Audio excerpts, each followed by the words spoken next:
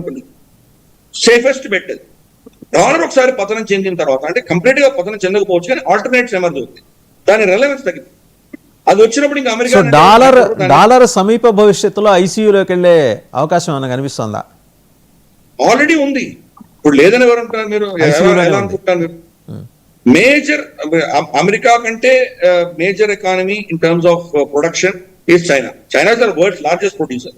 వాళ్ళు డాలర్లు కాకుండా డాలర్ రహితమైనటువంటి బిజినెస్ చేస్తున్నారు. వాళ్ళు అన్ని దేశాలు యువాన్ తో డీల్ చేస్తున్నారు వాళ్ళతోటి, చైనా తోటి.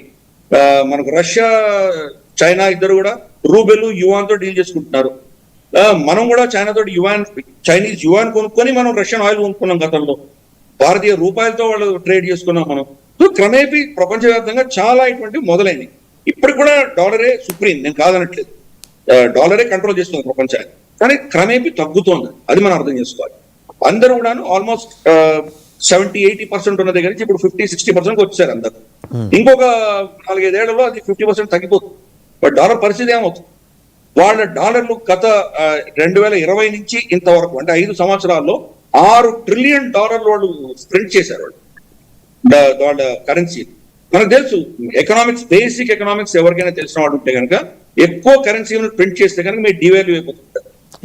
ఈ రోజు ఇన్ఫ్లేషన్ కాదు, ఇన్ఫ్లేషన్ ఉన్న డివాల్యుయేషన్ వస్తుంది. కరెన్సీని ఎవరు నమ్మరు.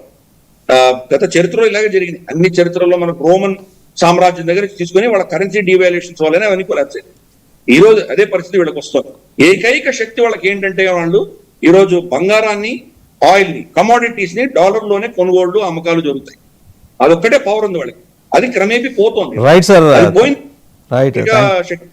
థ్యాంక్ యూ మామిడి గిరిధర్ గారు. చాలా అంశాలు, ఇన్ఫ్యాక్ట్ వెస్ట్ ఏషియా నుంచి సెంట్రల్ ఏషియా, సెంట్రల్ ఏషియా నుంచి సౌత్ ఏషియా, మళ్ళీ నాటో దేశాలు, వీటన్నిటికీ అమెరికాతో ఉన్న సంబంధాలు, హిజ్బుల్లాసు, హౌతీసు, హమాసు, వీళ్ళ వ్యవహారాలు, అండ్ మధ్యలో సౌదీ ప్రిన్స్ MBS ఆయన చేసిన డ్రామా, అండ్ నెతన్యాహు ట్రాప్ చేసి మరి డొనాల్డ్ ట్రంప్ని విచ్చలవిడిగా వినియోగించుకున్న విధానం, అన్నీ సమగ్రంగా విశ్లేషించారు.